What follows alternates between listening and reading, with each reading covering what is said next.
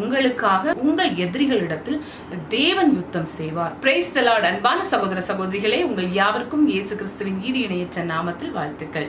இந்த ஆலோசனை நேரத்தில் மற்றொரு ஆலோசனை மூலமாக உங்களை சந்திக்க தேவன் தந்த நல்ல வாய்ப்பிற்காக தேவாதி தேவனை துதிக்கிறேன்.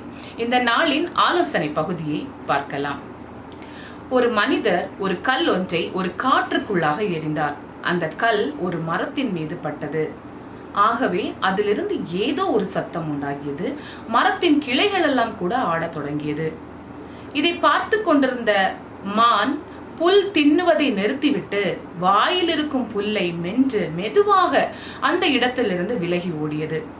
அதே சமயத்தில் காட்டுப்பன்றி இந்த சத்தத்தை கேட்டவுடன் ட்ரிகர் ஆகி அங்கு இருக்கும் கல், புல், செடிகள், முட்கள் நிறைந்த பாகங்கள் ஒன்றும் பார்க்காதபடி ரியாக்ஷன் பண்ண ஸ்டார்ட் பண்ணுகிறது. இதை பார்த்து கொண்டிருந்த மனிதர் அம்பை எய்து அந்த பன்றியை வேட்டையாடி சென்று விட்டார். அருமையானவர்களே, இந்த கதையில் கல் ஒன்றுமே செய்யவில்லை. மாறாக பன்றியின் ரியாக்ஷன் தான் அந்த இடத்தில் பெரியதாக காணப்பட்டது. ஆகவே பன்றி மரித்து போனது. நடக்கின்ற காரியங்கள் ஒன்றும் நம்மை எதுவும் செய்யாது. நாம் அந்த காரியத்தில் எவ்வாறு ரியாக்ஷன் பண்ணுகிறோம் என்பதுதான் மிகவும் முக்கியமான காரியமாக இருக்கிறது.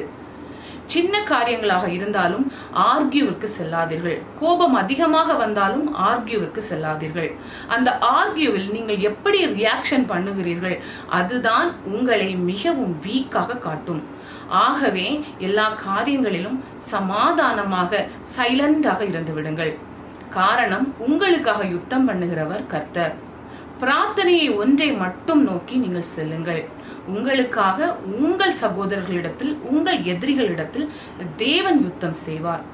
ஆகவே நீங்கள் ஒன்றுக்கும் கவலைப்படாதபடி எல்லா காரியத்திலும் தேவனோடு ஐக்கியமாக இருக்க வேண்டும்.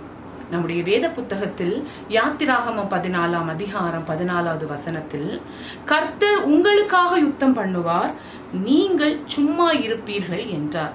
ஆம் அருமையானவர்களே, ரியாக்ஷன் பண்ணாதபடி ஒன்லி பிரார்த்தனை பண்ணும் போது நிச்சயமாக தேவன் பெரிய காரியங்களை செய்து உங்களை வெற்றி அடைய செய்வார். மீண்டும் அடுத்த வாரம் வேறொரு ஆலோசனையோடு உங்களை நான் சந்திக்க இருக்கிறேன். தேவன் தாமே நம் அனைவரையும் ஆசீர்வதித்து வழி நடத்துவாராக. ஆமேன்.